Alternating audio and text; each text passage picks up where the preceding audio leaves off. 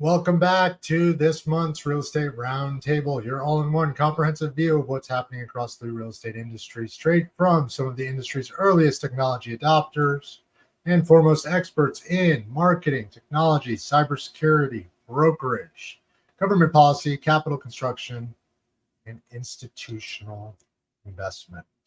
My name is Andreas, Senie, founder, CRECollaborative, brokerage owner, commercial director here at KW, as well as a technology growth strategist for both the nonprofit and for-profit sectors. And joining me this month is none other than Rebecca Carlson, founder, CEO, Carlson Integrated, past president, Night Car Association, brokerage owner herself, and woman-owned business out of Chicago. Rebecca, nice to have you back with us. Wonderful. I bring up the woman-owned business because I know how hard it was to get there, and it was a lot of work out of Chicago. So I keep bringing it up as a tribute to that. Also joining us today, although running a bit late, is Chris Abel. So we'll wait on the introduction. Our good friend Saul Klein couldn't make it. Neither could Anna Maria and Dan Wagner from England. But making his appearance, as usual, when needed, always needed, Professor Darren Hayes, CEO, Code Detectives, professor at Pace University, one of the top 10 cybersecurity forensic specialists in the country. Darren, always a pleasure to have you when you drop in, although you scared the pants off me most of the time. It saved my sanity once in my life when I was a hacker. So always nice to see you. How are things on your end? Everything's good. Thank you. Good to be back here. Good to be back. And when Chris joins, Chris Abel, Membership Director, Associated Builders and Contractors Association, will be joining us as soon as he can. He wanted to give us some time to get started and talk through. As always, this is a three-part show. Part one, introductions. What's new for each of our sector experts? Part two, we unpack and drill down on the biggest changes in the industry for each of us. And part three, how does that affect the overall industry? How can you stay ahead of your competition?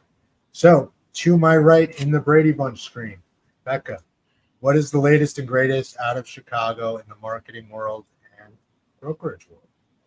Well, we're pretty excited about our local ICSC Central Conference coming up next week here in Chicago, where we're attracting, practitioners and owners and retailers from all over the Midwest. And ICSC stands for Innovative Commerce Serving Communities, formerly International Council of Shopping Centers, for the first 15 years of my membership. And for our audience tuning in, the International Council of Shopping Centers is the most respected, well-regarded venue association for anything retail. Always has been. And now above and beyond as the, whatever you just said, the longer name that a lot of us don't agree with as a branding aspect. So that's exciting. ICSC is coming to town. And how are things going in town, marketing and otherwise? So I've had some really great conversations lately. I've got owners who are raising investment funds and deploying capital. We're seeing transactions happen. They're very quiet. Not a lot of publicity around them, but they are absolutely happening. Shopping center vacancy is down. Occupancy is up. It's a great time to own retail real estate, which is first and foremost on my mind with the conference coming up next week, of course. And I have other clients that are expanding and building their businesses, whether that's in brokerage, whether that's in property management, insurance, all of those things. I've seen some stagnation in the hiring front and in the job front, especially after the last jobs report came in that last year's findings were all lies and were completely inaccurate, which coincides with conversations that we've had over the past 9 months in this group. So now I'm seeing that practically hit in the marketplace. And marketing is an interesting field to be in that it's one of the first departments that's cut.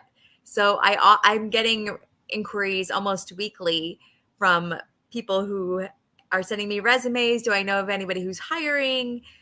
Where are marketing opportunities coming from? And since a lot of them have significant technical experience, they have been very much impacted by the layoffs at some of the very, very large software companies and are trying to parlay that into the modern marketing world. And there's just not that many jobs. So we're seeing some kind of big picture and nationwide issues as it relates to marketing hiring right now. So what I heard there was we were 12 months ahead of the trend in everything we talked about here on the show. That's what I heard. Visionaries. Labor shortages, visionaries. Okay. and I see Chris is joining us, but I'm still going to skip him over to Taryn, and we're going to circle back over to that hiring trend and so forth, because I got to ask Darren, and it leads me into it. With everything out there, how do I even know the guy applying is who he really says he is, and AI and all of it? But what's going on in cybersecurity in your world? Welcome back. Yeah, great to be here again. Thank you. Lots of interesting things, in the world of AI. I've been actually reading about some of these people who are being made up, these like pretty ladies to be influencers and YouTube influencers and making a lot of money, but they're actually created out of AI tools. So that's really interesting.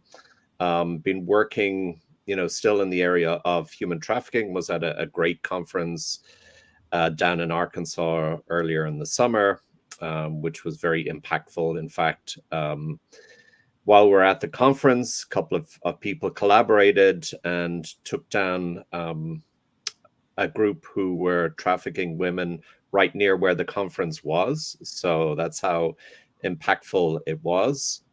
So that was kind of interesting. Learned about a group called Skull Games who actually do OSINT and help investigators. They create profiles on girls who are missing, and it's all volunteer work, people who are dedicated to looking at profiles and looking for missing children and help the authorities find those people. So at Pace University, we're looking to start a new center that's going to have the theme of counter-human trafficking, but also we're partnering with some groups in the UK who also have an initiative with the UK government called Violence Against Women and Girls. So that's kind of interesting. Completely different shift from that is the influence on the upcoming presidential election. I don't know whether anybody saw the news today. There was a right-wing US influencers say they were victims of an alleged plot. And just reading through this indictment today, apparently the state broadcaster RT, which was formerly Russia Today, paid 10 million to have content distributed to US audiences with hidden Russian government messaging. And so that's kind of interesting. We're seeing lots of intrigue with the upcoming election, which Russia has a very, very big hand in, but not just them, but also China. Well, so I mean, if the incumbent stays in office, it's good for real estate. The stock market stays stable. And if someone else comes into office, the stock market moves and you race to real estate. So either way, it's good for us.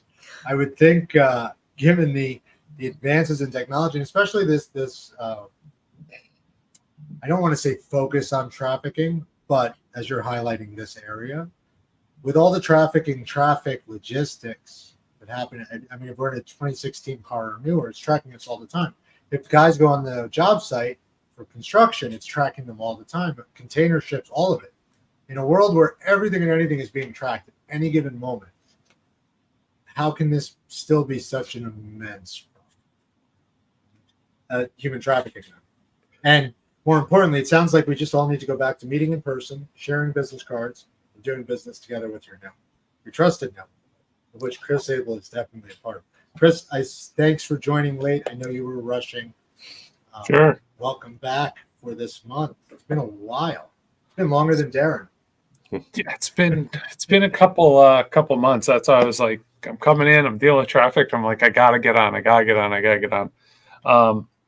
Just to find out that there's really nothing I could say that's going to be as intriguing as what Darren just dropped as far as taking down, trafficking rings and all sorts of different stuff. Second most viewed episode we've done, Darren. You brought up human trafficking just to show you how much the world cares, right? So good. I am curious, that event where they took down a trafficking ring just outside of it, byproduct, on purpose, happenstance? No, I think when you get a lot of experts together, I'm sure it's the same in the real estate industry. Just, we rely on Zoom and remote meetings so much, but when you actually meet in person, I think there's a lot more value. You kind of feed off each other's energy a lot more, and I think that's really what happened. Is you find a lot of people who are experts, and the guy who organizes this conference is really good with networking people, and he's good with introducing you to people who are real experts or people who need help with something. I met a couple of people who used to be responsible for IT and threat intelligence at Walmart, because that's where they're based, is in Bentonville, Arkansas.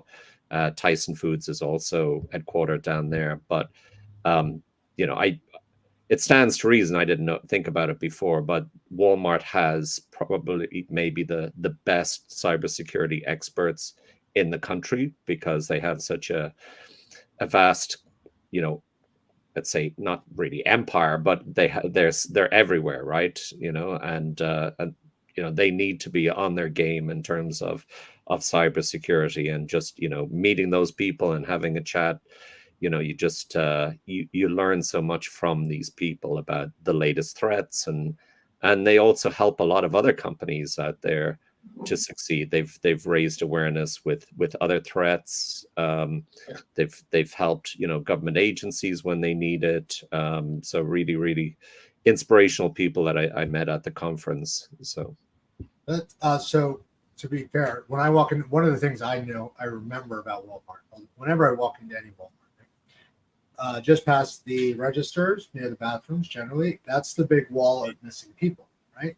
That's where, if you want to feel human trafficking at home, walk back there and you'll see this giant wall, missing people in your state, wherever you go. But you're saying that they do more than anyone else. I mean, McDonald's is a pretty broad company. Do they have the great cybersecurity as well, or is it just Walmart's ahead of the curve? I'm going to push you on that a bit, because they also do the human trafficking. I'm really talking about cybersecurity in general, not really trafficking, but when you think about it, just the larger you are and the more money that transfers through your accounts, you've got to be a lot more tech savvy and have the best cybersecurity team out there. I mean, I know one of the people who is kind of management and digital forensics for Home Depot down in Atlanta, Georgia, and he's a brilliant mind, and I know why he was hired. But they have, we all often think about tech companies or other businesses having a very, very robust cybersecurity team. But when you think about some of these bigger companies, that massive retail chains across the country, they have to have very huge threat intelligence teams and also cybersecurity teams.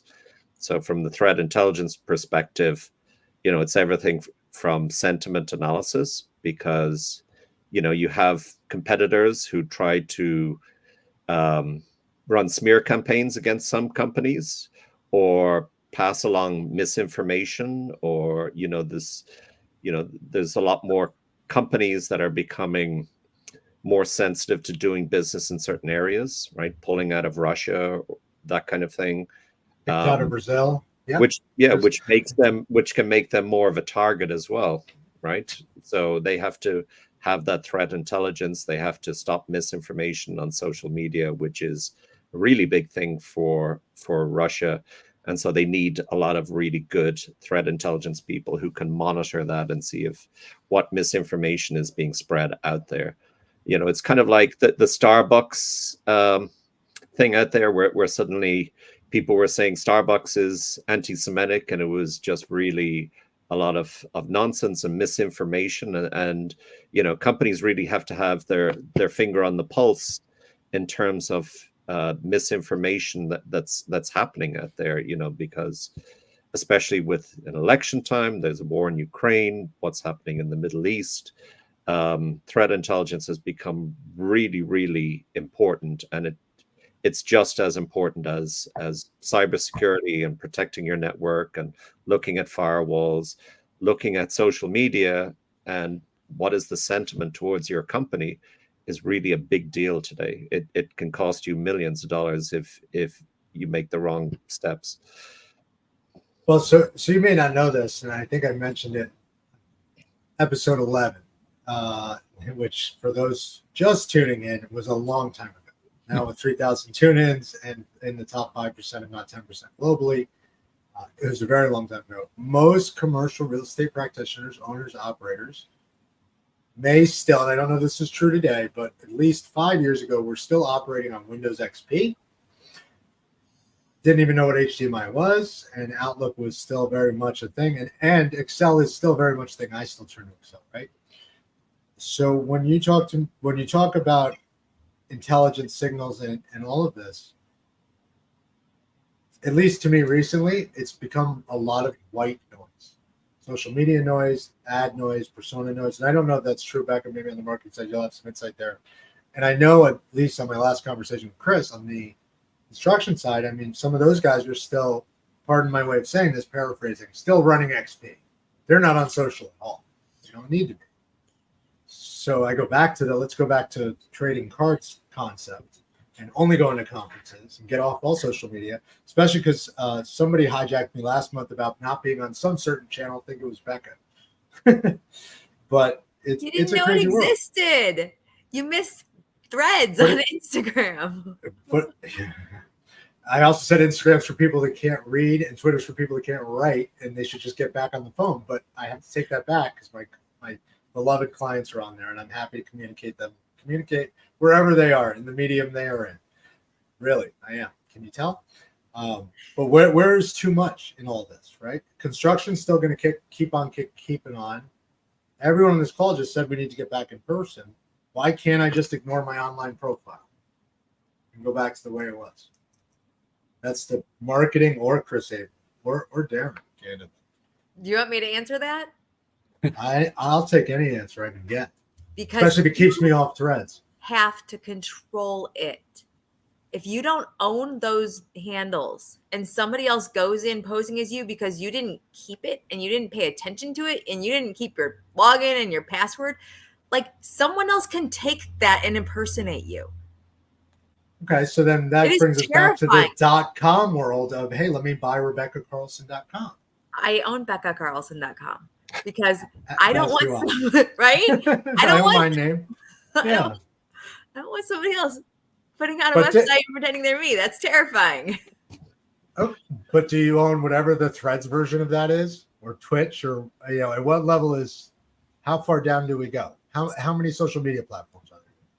So we stick to the B2B ones because we are B2B business.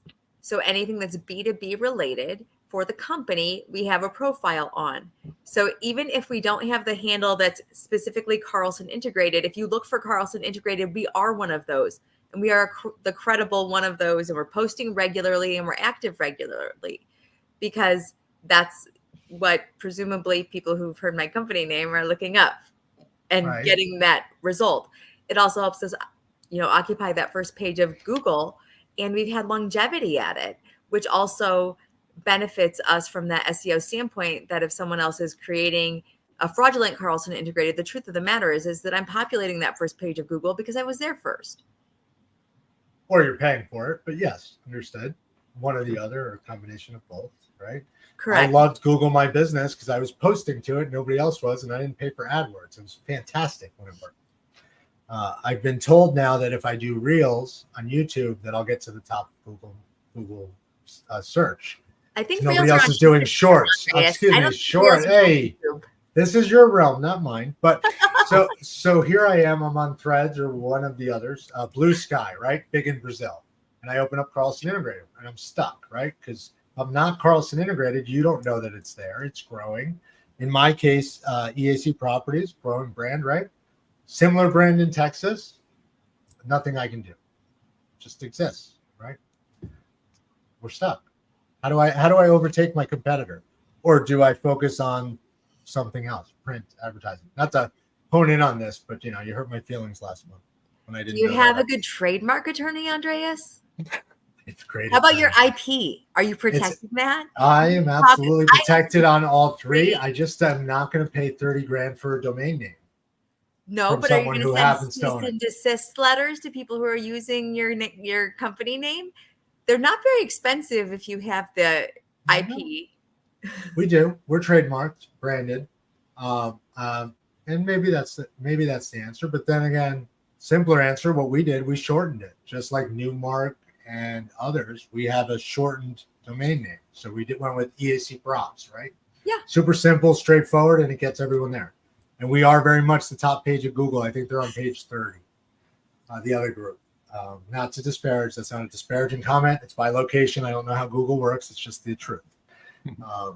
But it makes me think back to there was someone who came out and sued Facebook for owning Meta, right? They had the first Meta domain. Facebook came out and said, no, we did. What do we do, or how do we do that? How do we handle that as businesses? Because I don't know about you guys, but I don't have enough time to run my business as is, let alone be a cybersecurity specialist, or what Becca's stating, not a marketing maven. Seems like it goes above that, given the IP for legal and so on. And we're skipping Chris entirely on the construction side for the moment, but I'm coming back to you. It's all right. Sorry. Well, I think that, just on this point, a lot of people focus so much on their credit and has their personal information been stolen, and what information is out there about me, that they forget about their own companies and what are people saying about my company. Is there any leaked information out there? Has it been posted to Pastebin or Just Paste It? Or what about my documents? People as well forget about on their website and their domain that there are documents that were posted years ago. And I've used some of these tools where you can find these hidden documents that have been there and sitting out there for ages, and companies don't even realize that information is still out there and still accessible with some tools. What is Just Paste It? I'm sorry. So Paste It, Slexy, Pastebin, these are websites where people post information anonymously. So you can just copy and paste it to that site. And there's lots of sensitive information out there. There's social security numbers, a lot of disgruntled, employees. Maybe they were fired. They take sensitive information that they took from the company and they post it on there, maybe your intellectual property. And it's not quite Snowden, but like it's like an alternative.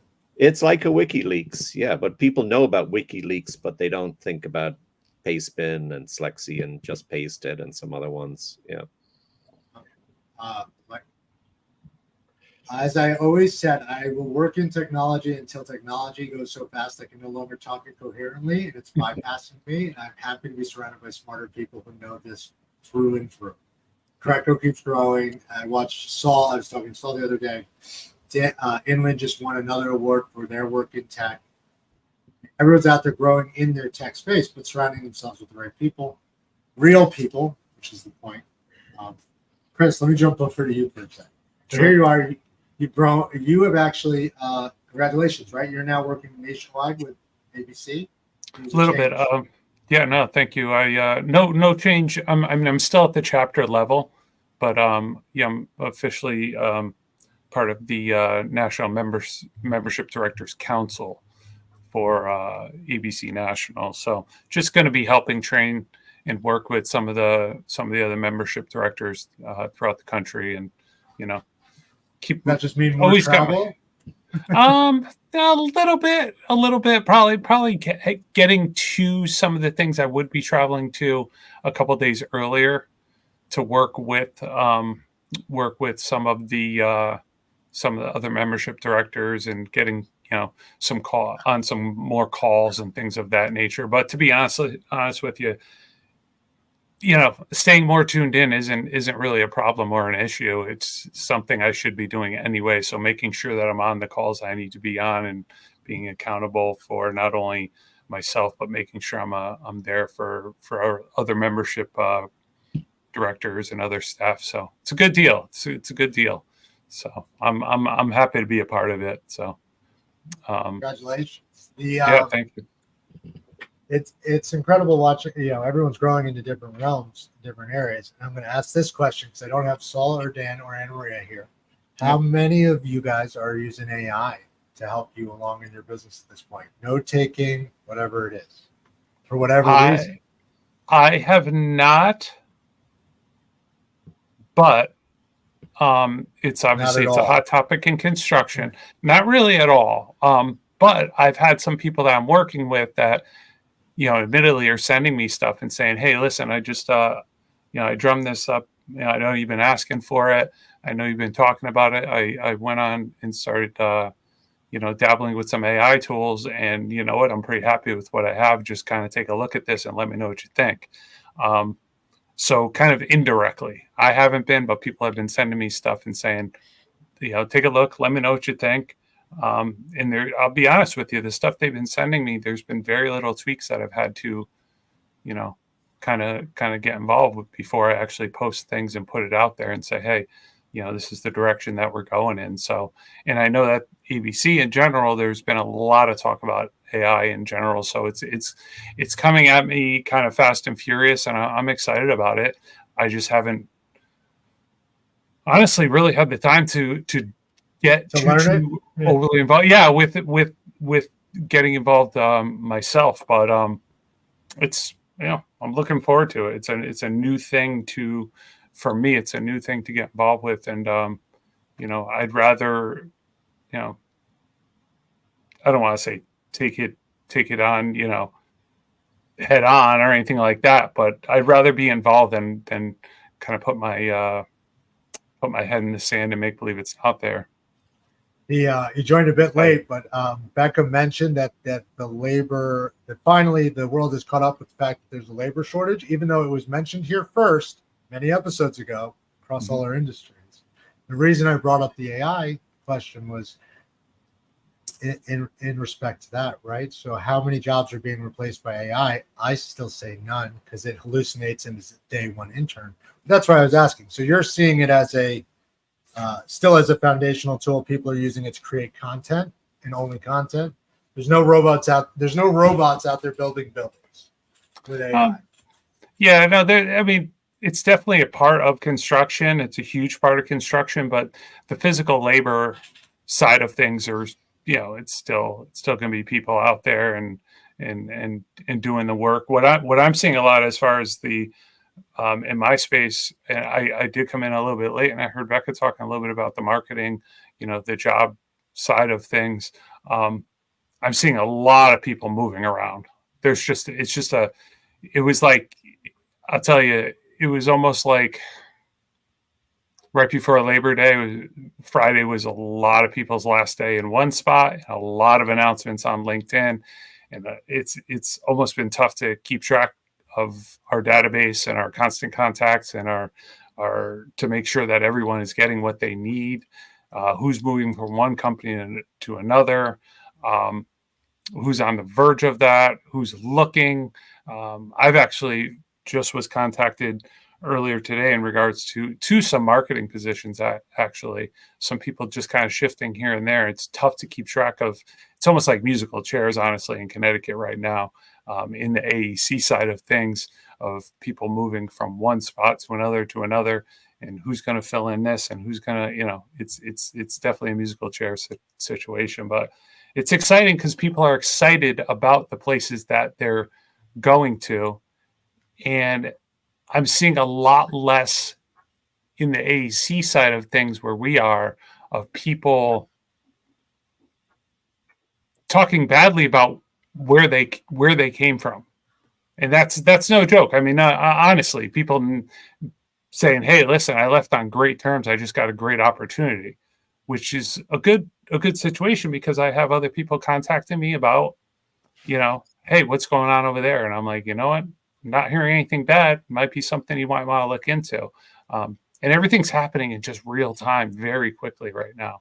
So it's exciting. It's an exciting time, to be out there, and a lot of moving and shaking going on. Well, yeah, Connecticut, that's where we want to invest, right? There you go. Shameless plug.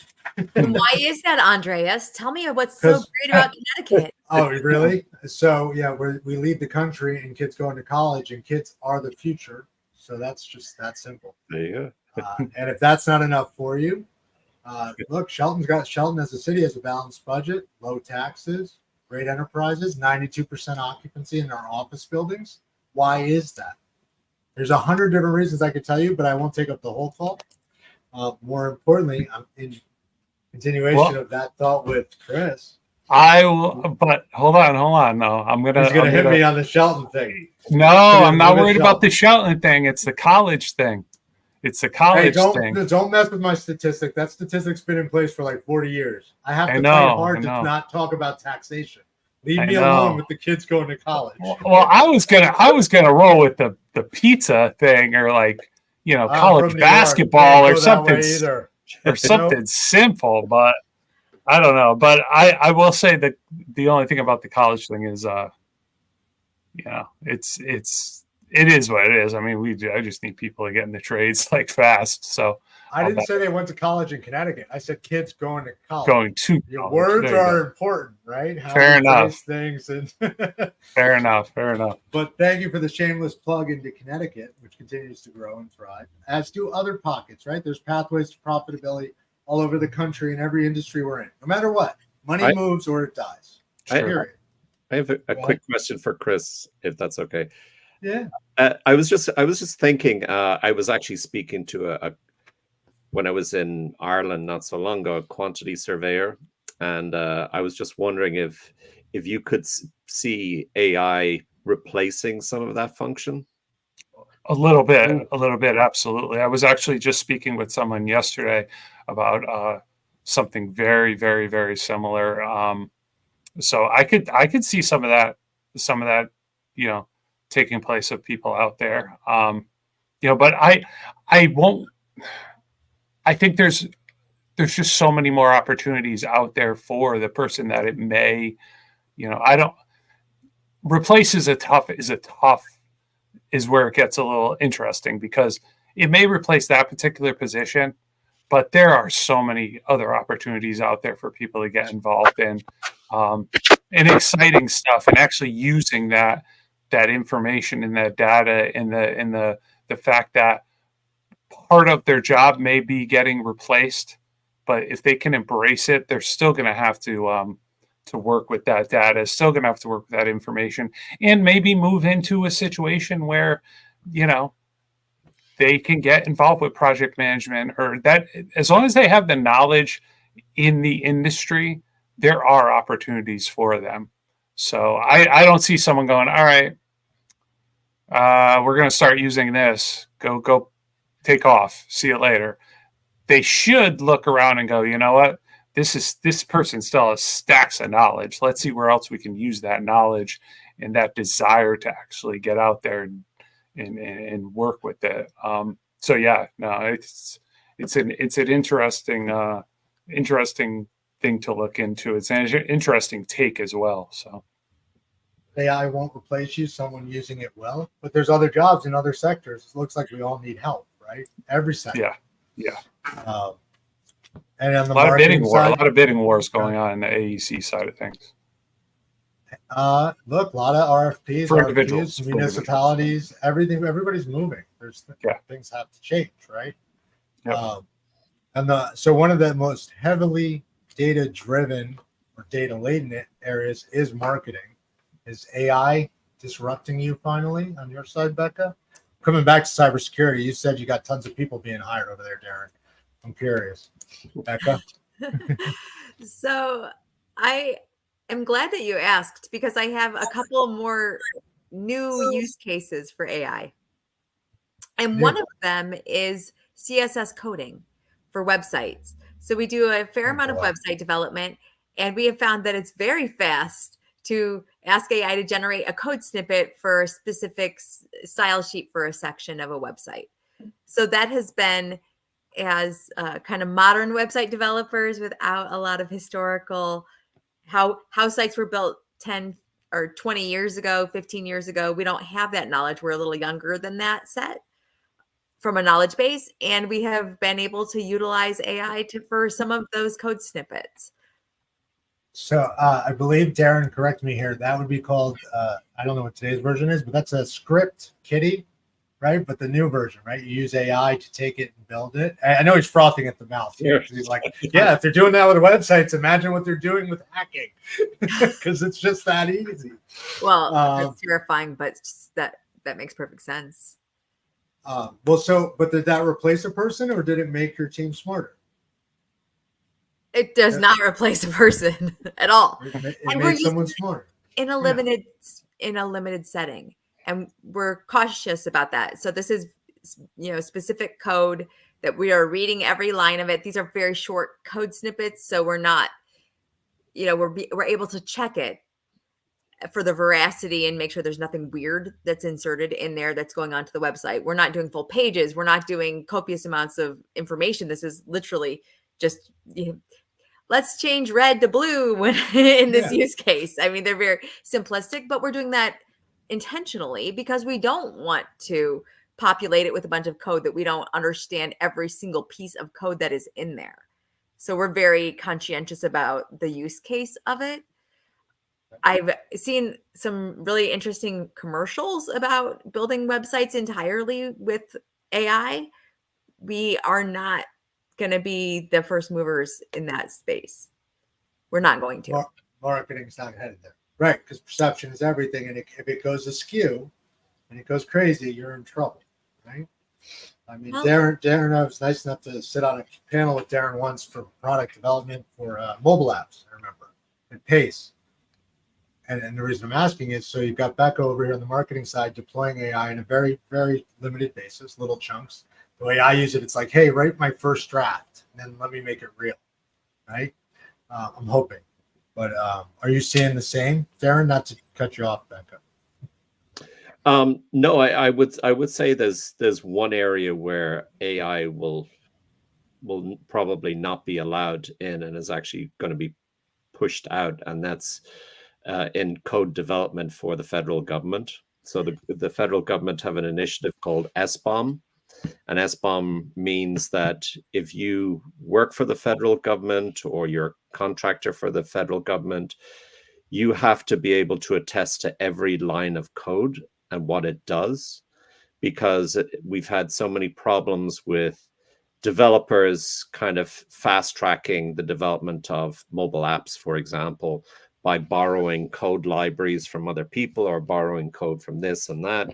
And the federal government has said, no, we're not going to accept that kind of code anymore. This has to be all written by you. And even, you can't, there's even, regulations about who writes the code. So there are certain countries in Europe, for example, that you should not be asking coders in those countries to be writing code for a product that's going to be used by the US federal government. An obvious one would be probably Belarus or, Russia or those kinds of countries. Yeah.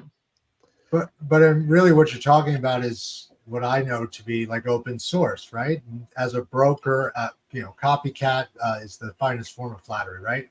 If I get a great piece of marketing from Becca and it's a great template, it's a great style, and she put it out as an investor prospectus, I look at that and I go, you know what? That's a great template. I never thought of including that, and I include it. What you're talking about is on the code side, taking the foundation, the functional blocks, and pulling it over and using it as well, right? Instructions the same, the blueprints, the plans. So I mean, how can you regulate it out there? It doesn't affect a lot of people, but it'll affect anybody who wants to do work for the federal government. Yeah. Well, so that goes to students in college getting AI to write their essays. It's the same concept. Sure. Real knowledge, real people, not AI created headshots. Back to people in person doing deals. See? And people swinging hammers.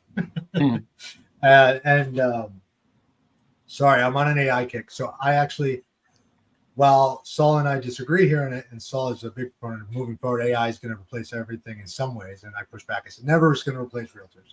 I have jumped on the fence. I have picked up AI to take notes, to summarize things, to act very much as an executive assistant. And thus far, it's actually been very productive. I have only had one instance where someone said, "Hey, that wasn't you. That's not your response." And I said, "No, that was my assistant, Mr. Marty, the AI tool, soon to be Mr. Marty." But it's been helpful. But I can see where it's very unhelpful, where it can really hurt the industry. Absolutely. That's from my side and brokerage side. Otherwise, I'd like to think it's made me smarter, if not more wary of anything and everything I see online. I just like picking up the phone. I keep picking up the phone. As a matter of fact, I'll jump ahead. That's the one tip I'll give to the industry. Nobody else picks up the phone today. Pick up the phone and call someone. Everyone else is too busy texting. So you'd be amazed at how much you're getting done.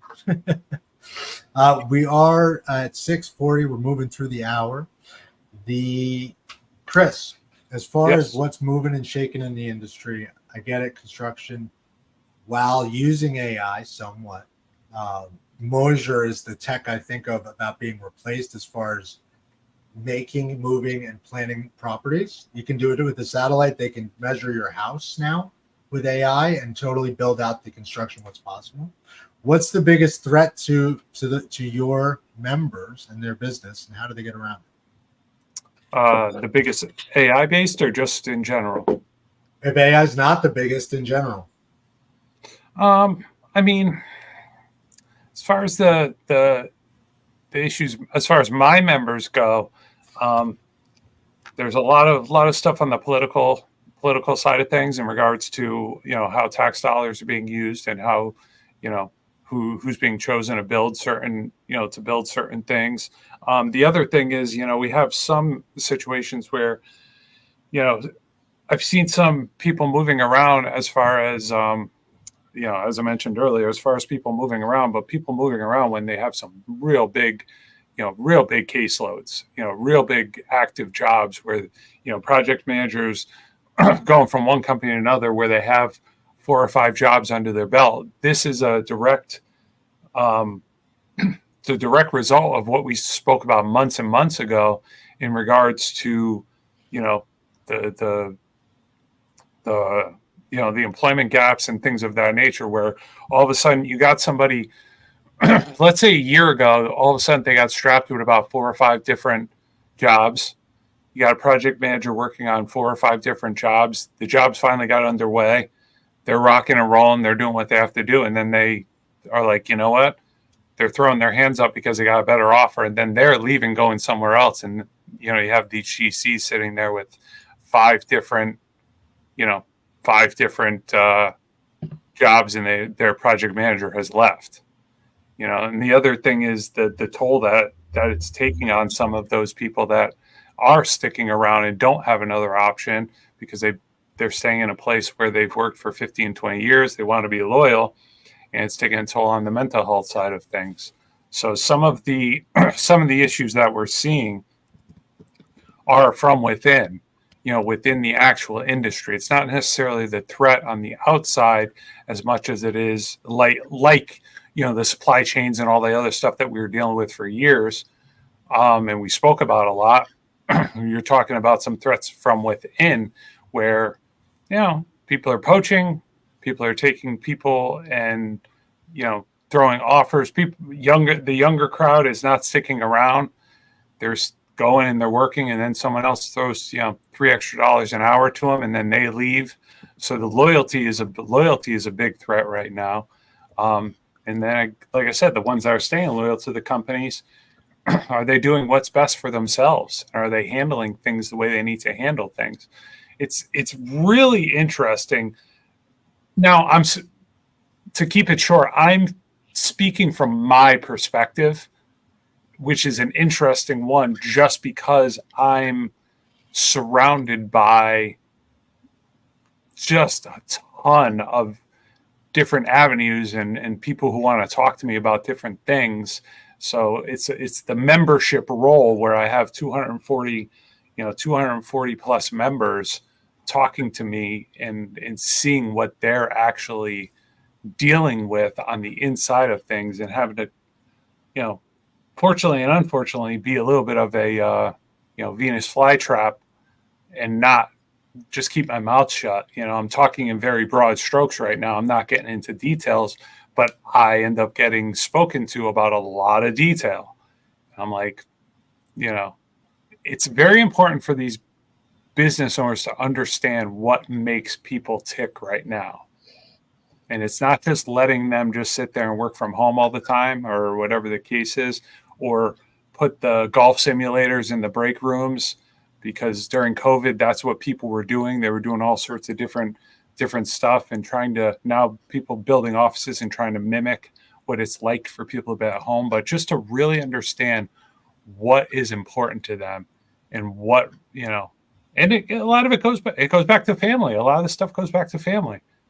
It's not necessarily making the workplace fun. It's how can we make sure that, these people are having a good experience at work and being able to go home and actually have that family time when they need to have that family time, and not be miserable when they're at home, and not be, if that makes sense. They really have to understand what makes them tick, and what are they, the threats are from within.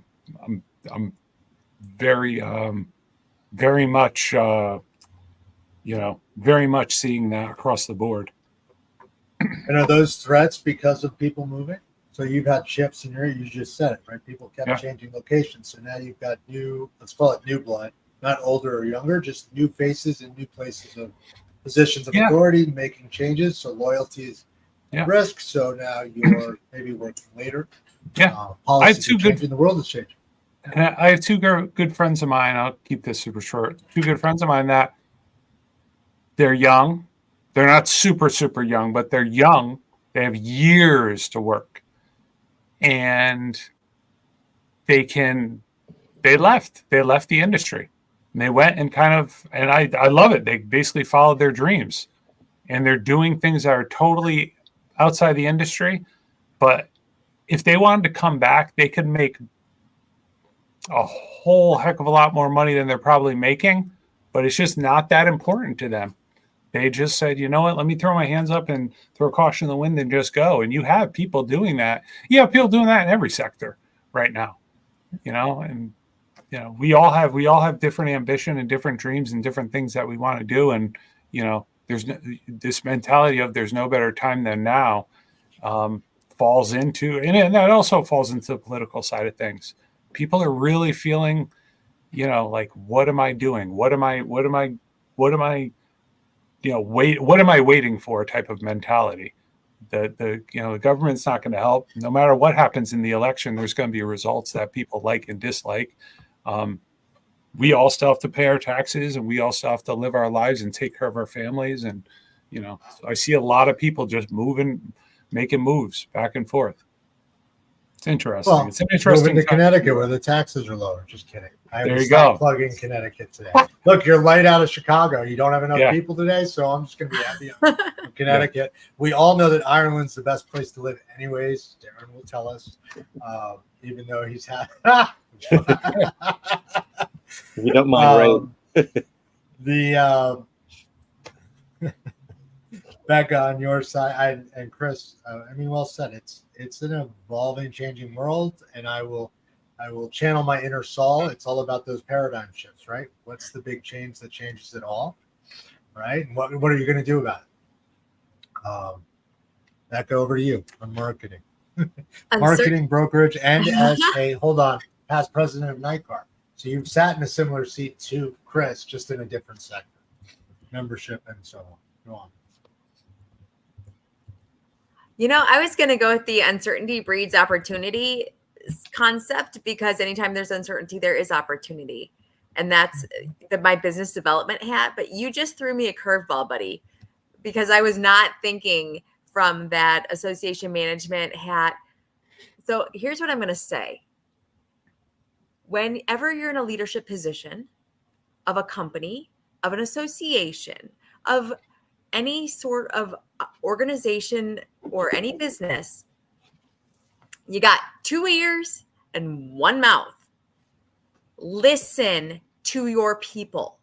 Ask them questions and listen to what they say.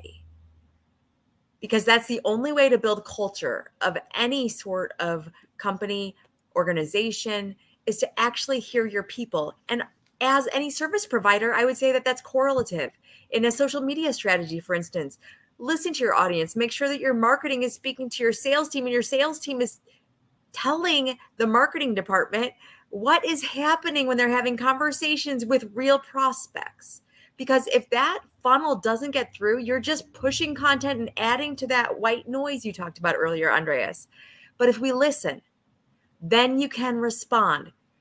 Just stop and listen. So there we go. Two very different tangents to go on, but I think both very solid advice. Well, stop and listen, which meant the phone, not by text and not by through the rest of it. I'm happy with that.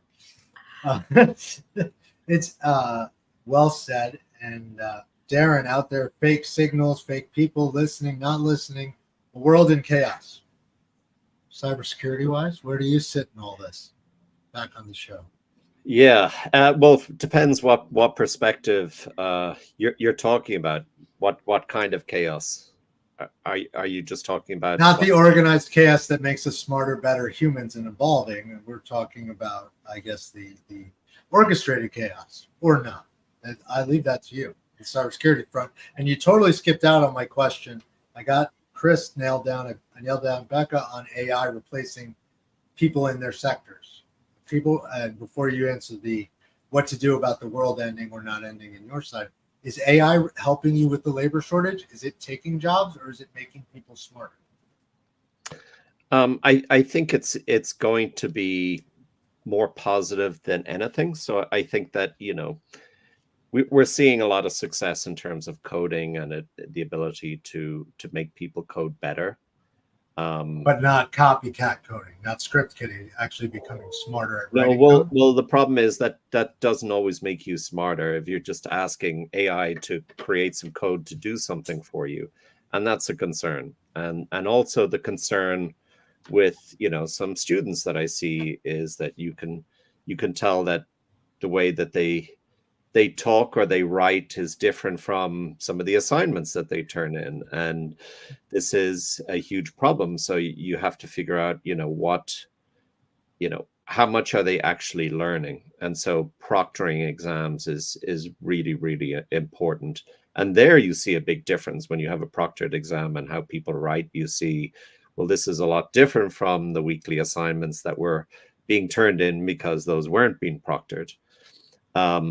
I think that some of this productivity is getting better in a way because we have websites like Fiverr, for example, where you can actually get somebody to help you create your website pretty cheaply, Or Carlson Integrated. But go ahead. Yeah, yes.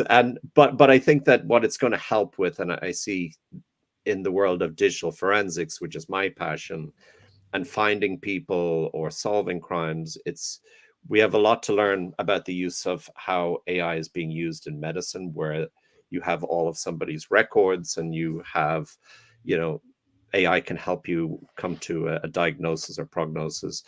But I think with AI in investigations, you can hopefully one day be able to say, this is the type of crime I'm investigating. Where should I look?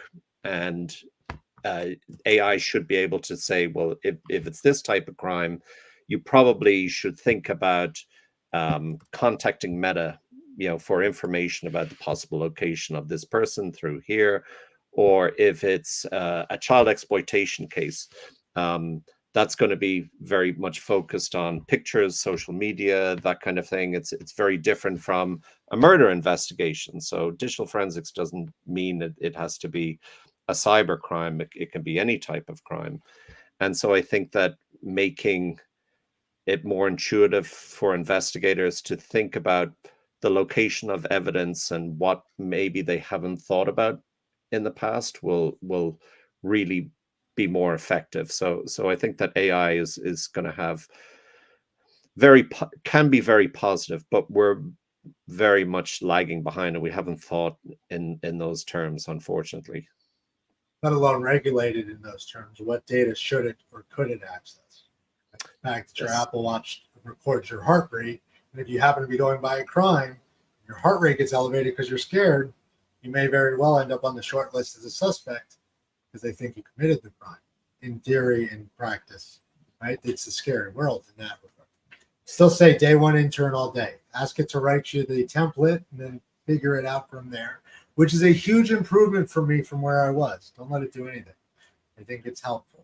Yeah, because as well as that, if you have like somebody who's a rookie investigator and they're not, one of the things that often comes up that people don't think about are water meters. And if somebody has been murdered, you can actually look at certain water meters and you can see if they were active at 2 a.m., for example, and a large amount of water was used to maybe clean up a crime scene and that kind of thing. And people don't often think about those types of things. So IoT evidence is really key in a lot of investigations today, and there's many digital footprints that we don't think about.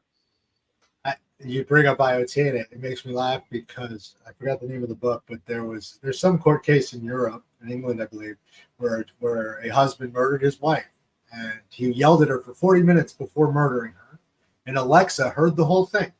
So in court, the Alexa device was listening the whole time. It doesn't just listen when you say hello; it listens all the time. They just played back the recording, and the guy was just dumbfounded. Yes. So it's a crazy fishbowl world we live in. But a little bit, it got me on a little bit of tangent there. I was just thinking about, there was another case that was solved where somebody happened to notice that there was a parked Tesla car. I don't know whether I mentioned this before. And there was a shooting. And what people don't realize that is when a Tesla is turned off, activity in front of the car will actually activate its cameras. And so one of the detectives said, let's see if we can get evidence from that parked Tesla over there. And they actually caught the whole shooting on camera. Wow. From the Tesla. Yep. Yeah.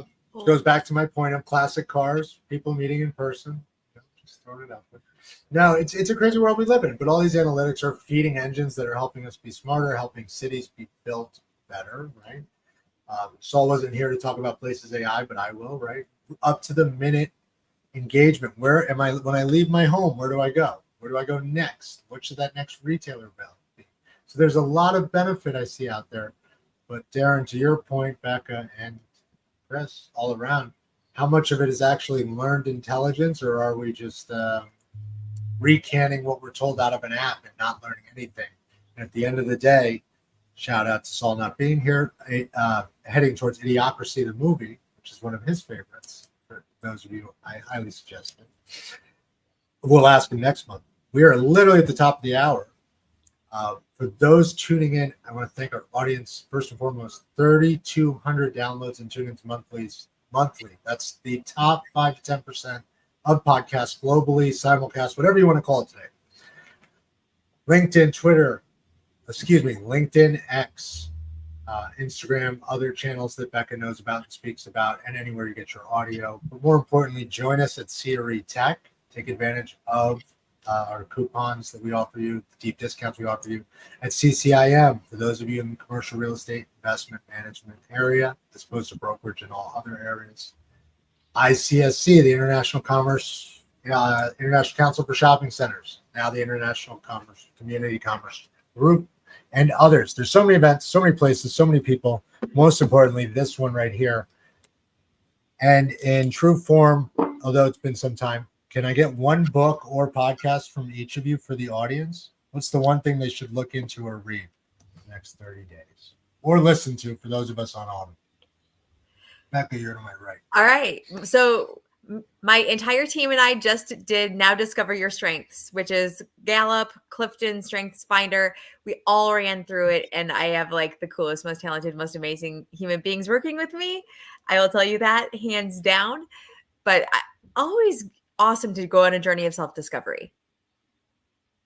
Okay. Chris, how about your side? Construction for Dummies. No. What's that? Oh, Construction for Dummies? No, that's not gonna work out at all. We're not gonna. We'll leave that to others to build that way. But I would say I don't know if I've mentioned this before, but I have a friend. Julie Brown has a book called This Blank Works. this sh, you know what, this blank word. But we're not on cable. You can curse. It's okay. We'll edit it out later. But yes, I'm with you. What's it about? It's the I is an exclamation point. It's a networking book. She's a networking professional, good friend of mine, keynote speaker. But I'm a big fan of kind of smaller books where, you know, you take a flight, you take one night, you can kind of run through it.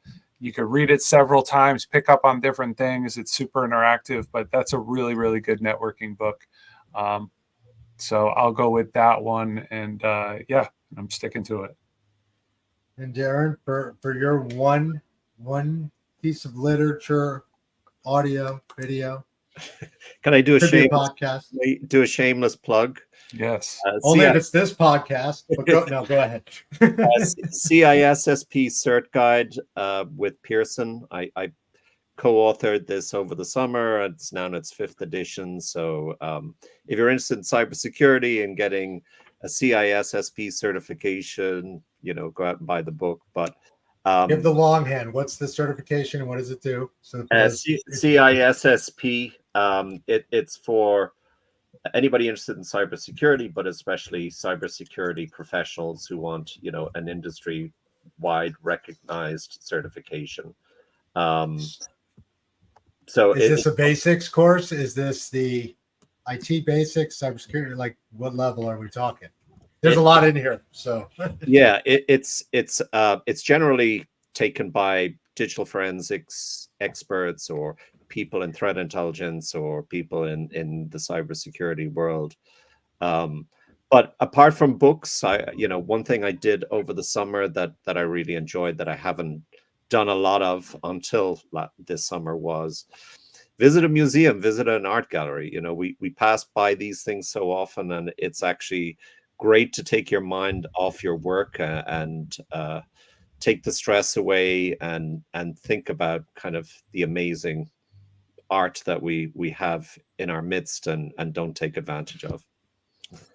Back to Chris's work-life balance of it all, getting back to the real world, which, hey, we all were desperate to do during COVID. Let's not forget, right? When we couldn't do it. Now, how many people still go out and do it? We're just back at work, back to the old norms. All right, 7:04. We're actually 4 minutes over the hour. We did better than the entire group today. Again, thanks to the audience. Thanks to my co-hosts. Tune in next month, every month, first Thursday of the month for the CRECo.ai Roundtable. Anywhere you get your audio, anywhere you get your video, soon to be on the other channels as mentioned and otherwise. In the show notes, we'll include links to the books, audio, videos suggested. And Darren, congrats on publishing your book. That's exciting. Thank you. Looking forward to seeing you all next month. And Mr. Mendoza, thank you for all you do back there on the production side. Thanks for tuning in to the Real Estate Roundtable, powered by CRECo.ai, your source for the latest in real estate and technology. For past episodes, sector interviews, and more great content, follow us on all social media and YouTube at CRECollaborative. You can also find us anywhere you listen to podcasts. Please like, subscribe, and share. It really does help. Thanks again for tuning in, and we'll see you at the next Real Estate Roundtable.